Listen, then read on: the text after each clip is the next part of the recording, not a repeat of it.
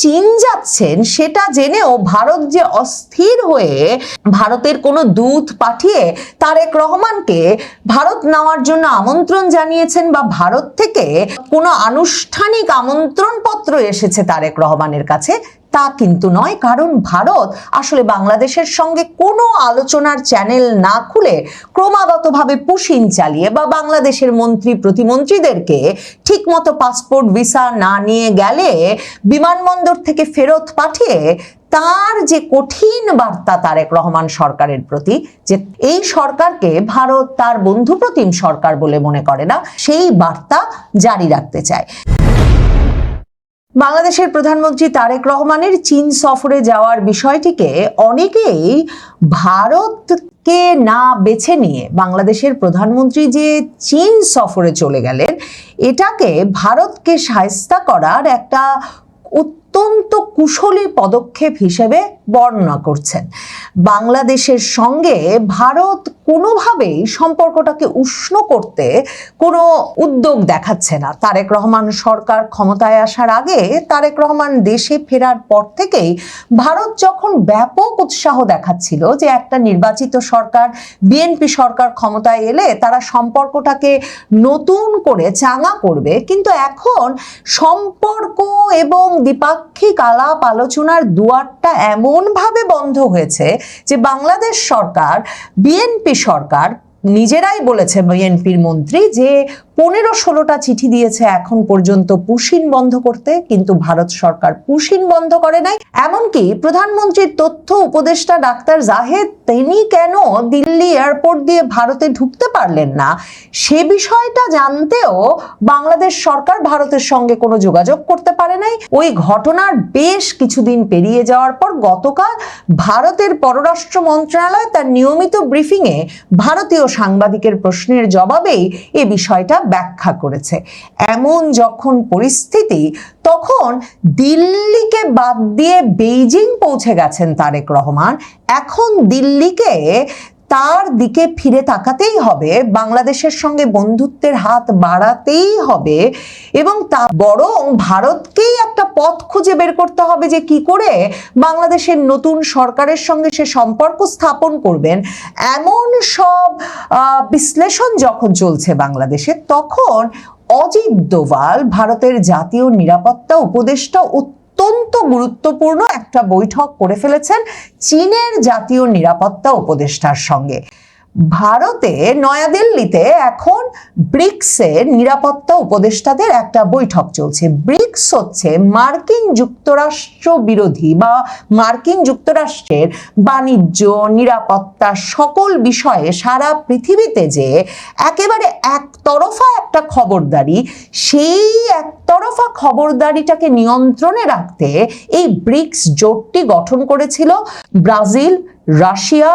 ভারত, চীন এবং south Africa মিলে। তারপর এই জোটে ধীরে ধীরে ইজিপ্ট, ইথিওপিয়া, ইরান এবং সৌদি আরব, ইউনাইটেড আরব আমিরাত, ইন্দোনেশিয়ার মতো দেশগুলোও ঢুকেছে। পৃথিবীর এখন প্রায় 40% জনসংখ্যাকে প্রতিনিধিত্বকারী এই জোটটি ক্রমেই সবচেয়ে প্রভাবশালী জোটে পরিণত হচ্ছে এবং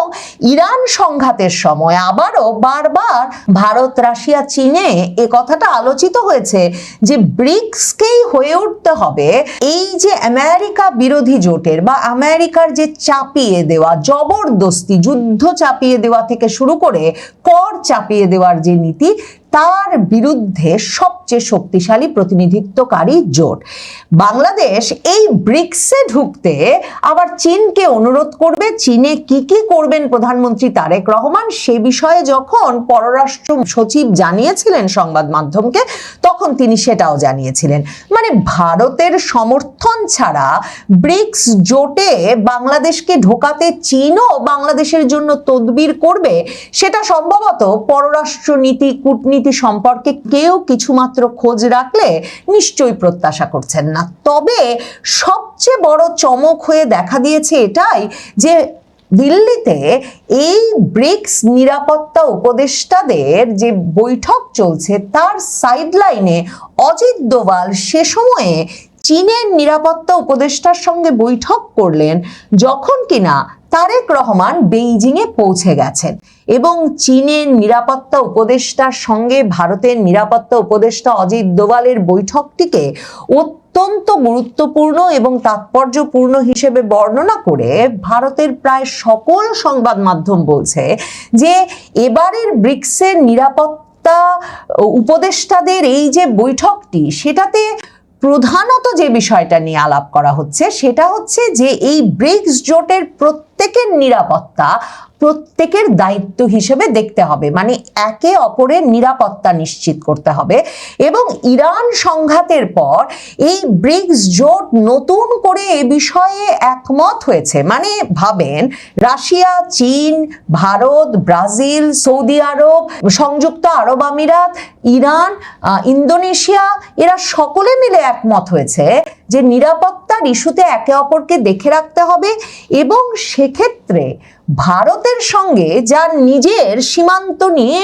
বহুদিনের সংঘাত, সংঘর্ষ, একটা স্পর্শকাতর সম্পর্ক চীন, সেই চীনের নিরাপত্তা উপদেষ্টা অজিত দোভালের সঙ্গে বৈঠক করে প্রতিশ্রুতি দিয়েছেন যে নিরাপত্তার বিষয়ে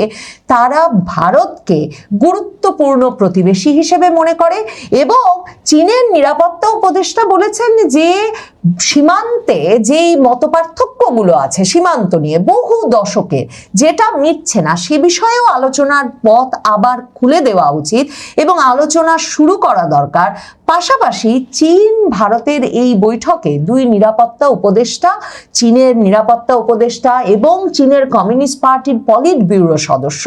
ওয়াং এর সঙ্গে ভারতের নিরাপত্তা উপদেষ্টা অজিত দোভালের এই বৈঠকে এই কথাও দেওয়া নেওয়া হয়েছে যে দু দেশের জন্য স্পর্শকাতর বিষয়গুলোকে সর্বাধিক মর্যাদা সম্মান দেবে এবং একে অপরের নিরাপত্তা রক্ষায় কাজ করবে। কাজেই ভারত যে বাংলাদেশের সঙ্গে সম্পর্কটাকে এখন উষ্ণ করতে চাইছে না, কারণ ভারতের নিরাপত্তা উপদেষ্টা অজিত দোভাল তো বাংলাদেশের পররাষ্ট্রমন্ত্রী এবং 2025 সালে যিনি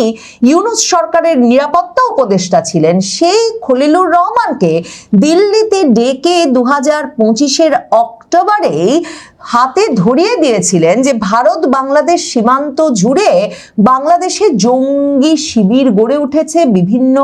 প্রশিক্ষণ কেন্দ্র গড়ে উঠেছে এবং 20টির বেশি প্রশিক্ষণ কেন্দ্রের স্যাটেলাইট চিত্র তখন খলিলুর রহমানের হাতে তুলে দেওয়া হয়েছিল। ভারত সরকারের সঙ্গে তারেক রহমানের কথা এটাই ছিল যে তারেক রহমান ক্ষমতায় এলে তারেক রহমান সীমান্ত জুড়ে, ভারত বাংলাদেশ সীমান্ত জুড়ে ভারতের সীমান্তকে ভারতের জন্য নিরাপত্তার হুমকি সৃষ্টিকারী এই চরমপন্থী গোষ্ঠীগুলোর বিভিন্ন শিবির বন্ধ করবেন এবং তিনি বিশেষভাবে জঙ্গিদের যে প্রশিক্ষণ কেন্দ্রগুলো গড়ে উঠেছে সেগুলো বন্ধ করতে উদ্যোগী হবেন। কিন্তু তারেক রহমান সেসব কোনো বিষয়েই উদ্যোগ ছাড়াই যখন 2 মাস সরকারের পার করে দেওয়ার পর তার পররাষ্ট্রমন্ত্রী খলিলুর রহমানকে ভারতে পাঠালেন, তখন খলিলুর রহমান, যাকে তারেক রহমান তার পররাষ্ট্রমন্ত্রী বানিয়েছেন এবং তাতেও ভারতের নিরাপত্তা উপদেষ্টা অজিত দোভালের একটা সরাসরি সমর্থন এবং তদবির ছিল, সেই খলিলুর রহমান এসব প্রসঙ্গে কোনো সন্তোষজনক জবাব দিতে পারেন না। কাজেই অজিত দোভাল সেই 2025-এই বাংলাদেশের বিষয়ে যে সিদ্ধান্ত ভারত তার নিরাপত্তা লেন্স দিয়ে নিয়েছে যে বাংলাদেশের সঙ্গে তার সীমান্তটা একটা নিরাপত্তা ঝুঁকি এবং বাংলাদেশে আসলে একটা ভারত বিরোধী সরকার আছে এবং যেই ভারত বিরোধী সরকার বাংলাদেশের সীমান্ত এলাকায় ভারত বিরোধী শক্তিগুলোকে প্রশিক্ষিত হতে, শক্তি সঞ্চয় করতে, এমনকি ভারতের বিরুদ্ধে যুদ্ধ ঘোষণা করতেও এক রকমের রাষ্ট্রীয় মদদ দিয়ে যাচ্ছে, সেই জায়গা থেকে তারেক রহমান সরকারের আমলেও সরে আসার কোনো কারণ দেখেন নাই অজিত দোভাল। এ কারণে তারেক রহমান চীন যাচ্ছেন সেটা জেনেও ভারত যে অস্থির হয়ে ভারতের কোনো দূত পাঠিয়ে তারেক রহমানকে ভারত নেওয়ার জন্য আমন্ত্রণ জানিয়েছেন বা ভারত থেকে কোনো আনুষ্ঠানিক আমন্ত্রণ পত্র এসেছে তারেক রহমানের কাছে, তা কিন্তু নয়। কারণ ভারত আসলে বাংলাদেশের সঙ্গে কোনো আলোচনার চ্যানেল না খুলে ক্রমাগতভাবে পুশিং চালিয়ে বা বাংলাদেশের মন্ত্রী প্রতিমন্ত্রীদেরকে ঠিকমতো পাসপোর্ট ভিসা না নিয়ে গেলে বিমানবন্দর থেকে ফেরত পাঠিয়ে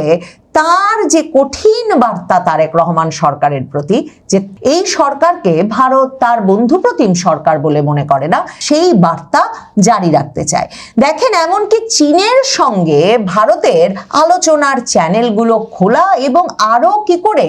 এই আলোচনার চ্যানেলগুলো ক্রমাগতভাবে খোলা যায় সেটা কিন্তু 2020 সালে একবার সীমান্ত সংঘাতের পর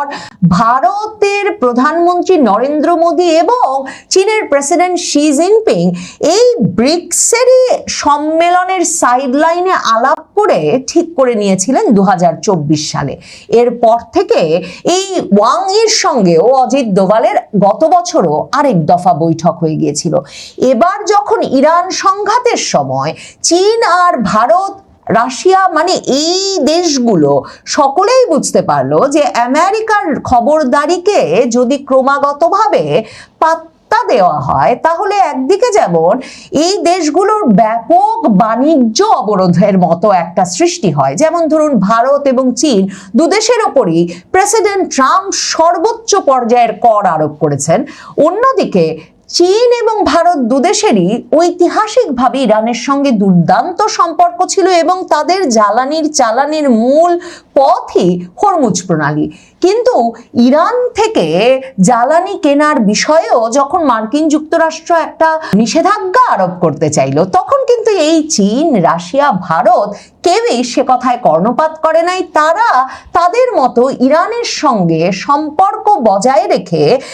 চীন, ভারত, রাশিয়া জ্বালানি সংগ্রহ করে গেছে এবং তখন নতুন করে আবার একে অপরের নিরাপত্তা দেখবার বিষয়টি, একে অপরের স্বার্থ দেখবার বিষয়টি, সীমান্তে হয়তো এখনো অমীমাংসিত বিতর্কিত অংশ আছে, কিন্তু তার চেয়েও অনেক বড় বড় স্বার্থ যে একে অপরের জন্য দেখে রাখতে হবে সেটা তখন বিশেষভাবে এই দেশগুলো উপলব্ধি করতে পারে। বাংলাদেশের সঙ্গে যখন ভারতের বন্ধুত্বপূর্ণ সম্পর্ক ছিল, মানে শুধুমাত্র শেখ হাসিনার সরকারের আমলে নয়, মানে এমন শত্রুতার সম্পর্ক ছিল না,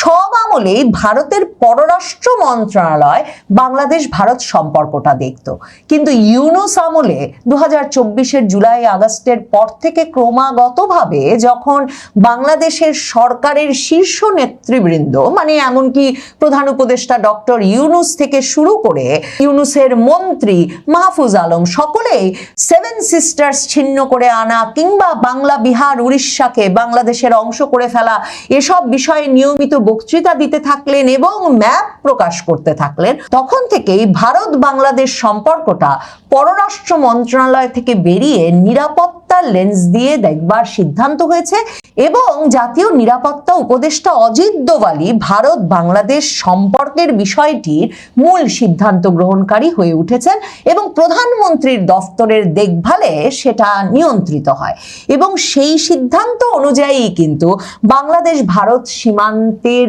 এলাকায় অজিত দোভাল, প্রধানমন্ত্রী মোদী, পররাষ্ট্রমন্ত্রী এস জয়শঙ্কর, ভারতের সেনা প্রধান, প্রতিরক্ষা মন্ত্রী রাজনাথ সিং, এদের সকলের সম্মিলিত সিদ্ধান্তে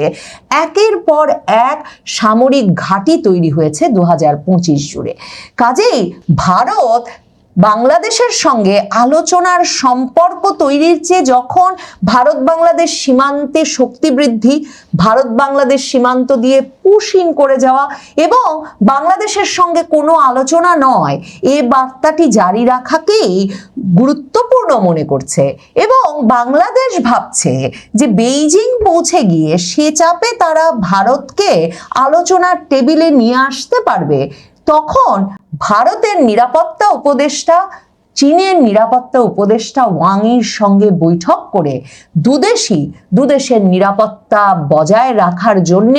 সর্বোচ্চ উদ্যোগ নেবে এবং দুদেশের নিরাপত্তার বিষয়টিকে পরস্পরের স্বার্থ সংশ্লিষ্ট বলে ভাববে এমন একটা সিদ্ধান্ত নেওয়া এবং চীনের এই কমিউনিস্ট পার্টির পলিট ব্যুরো সদস্য এবং শি জিনপিং এর নিরাপত্তা উপদেষ্টা ওয়াং ই যে বলে এলেন ভারতকে চীন তাদের গুরুত্বপূর্ণ প্রতিবেশী বলে মনে করে, সেটাকে ভারতীয় সংবাদ মাধ্যম তাই খুবই তাৎপর্যপূর্ণ বলে মনে করছে।